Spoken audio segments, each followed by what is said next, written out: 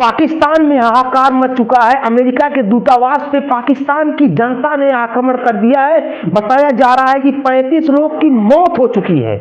इतना ही नहीं, नेतन्याहू के दफ्तर पे ऐसी मिसाइल दागा है ईरान ने, ऐसी मिसाइल दागा है कि भाई साहब अब तो लोग इस बात को शंका में है कि नेतन्याहू जिंदा भी है या नहीं है। और सऊदी के ऊपर भाई साहब जो सबसे बड़ा उसकी अर्थव्यवस्था थी तेल रिफाइनरी, उसके ऊपर भाई साहब ऐसी मिसाइल दागा है ईरान ने कि जिसकी चर्चा सरेआम हो रही है, एकदम से बर्बाद कर दिया है।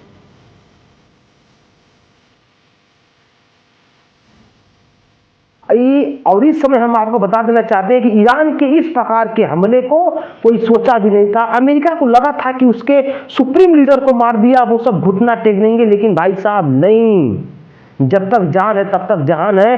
भाई साहब एकदम से अंतिम छोर की लड़ाई ईरान कर रहा है। चलिए सब कुछ हम आपको बता देना चाहते हैं। शुरू करते हैं पहले पाकिस्तान से लेके। देखिए, ईरान के खामनेई की मृत्यु के बाद पाकिस्तान में भी बहुत ज्यादा दुख का माहौल है। हमारे भारत में भाई साहब देख रहे हैं, जो लोग पहलगाम हमले में जितना दुख नहीं हुआ होगा, पुलवामा हमले में जितना दुख नहीं हुआ होगा, उतना भाई साहब उससे ज्यादा दुख इनको तो खामनेई के मृत्यु पर हुआ है।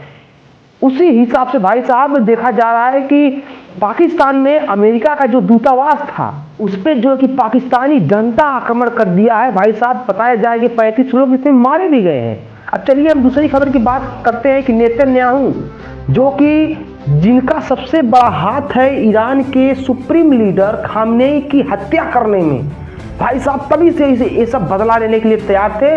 और खैमर जैसी बड़ी मिसाइल जो है कि उनके दफ्तर के ऊपर दागी गई है कल की, और यहाँ तक दावा किया गया है कि अगर उसमें नेतन्याहू अगर मौजूद रहे होंगे तो हो सकता है कि खामनेई जैसी हाल नेतन्याहू की भी हुई होगी, क्योंकि ये मिसाइल जो दागी गई है ये बहुत ही पावरफुल मिसाइल थी। और इस ईरान जो है कि इस बात का दावा कर रहा है। अभी देखिए, इसका कोई पुख्ता सबूत नहीं आया है, लेकिन न्यूज़ रिपोर्टर जो बड़े बड़े न्यूज़ एजेंसियां हैं हम आपको दिखा दे रहे हैं। ये सब सीधा पेश किए हैं कि नेतन्याहू के दफ्तर में जिस प्रकार से खामनेई के दफ्तर में मिसाइल दागकर खामनेई को मार दिया गया, उसी प्रकार से नेतन्याहू के दफ्तर में ईरान का खैमर जो है कि मिसाइल दागा गया है और दफ्तर पूरी तरह से बर्बाद भी हो चुका है।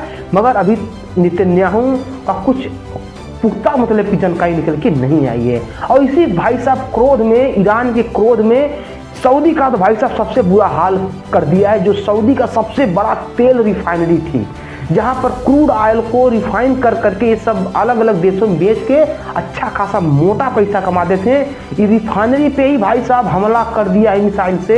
एकदम से रिफाइनरी का हाल तो आप देखेंगे तो आप कहेंगे ओहो, ये तो बर्बादी का कारण हो चुका है। और हम आपको ये भी बता देना चाहते हैं कि अगले कुछ दिनों में भारत जैसे देशों में तेल की प्रॉब्लम आ सकती है, महंगाई बढ़ सकती है। क्योंकि हम आपको देखिए एक स्क्रीनशॉट दे रहे हैं, ये जो हल्का सा टर्न आप देख रहे हैं, इस टर्न पे ईरान बैठा हुआ है। और भाई साहब यहाँ से तेल का आवागमन, जहाज़ों का आवागमन ईरान पूरी तरीके से बैन कर दिया है। और दुबई कतर का भाई साहब पूरा हालत ही खराब किया है ईरान ने। सीधा कुछ बात नहीं, सीधा मिसाइल पे मिसाइल दाग रहा है। और दुबई के भाई साहब जो सबसे अच्छे शहर है, जहाँ पे लग्जरी होटल है, बुर्ज खलीफा है, ऐसे चीज़ें बसाई गई है, भाई साहब वहाँ पर भी मिसाइलें दागी जा रही हैं। भाई साहब एकदम से हाहाकार मचा दिया है ईरान के लोगों ने, एकदम से बलपूर्वक लड़ने की पूरी तैयारी की है। अमेरिका के भाई साहब हालत खराब चल रहा है, क्योंकि अमेरिका को लग रहा था कि खामनेई की मौत के बाद ये सब हथियार डाल देंगे और सिलेंडर बोल देंगे और अमेरिका अपने हिसाब से कोई वहाँ का राष्ट्रपति बनाएगा, ईरान को अपनी मुट्ठी में ले लेगा। लेकिन भाई साहब ईरान नहीं, इतना आसान नहीं है।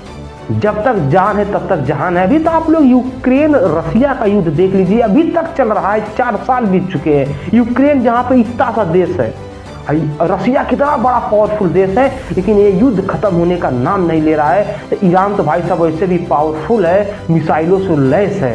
फिलहाल में आप लोग क्या करना चाहेंगे नीचे कमेंट कर दीजिए। मिलते हैं अगले खबर के साथ, तब तक के लिए नमस्कार, बाय, प्रणाम, हर हर महादेव, जय श्री राम।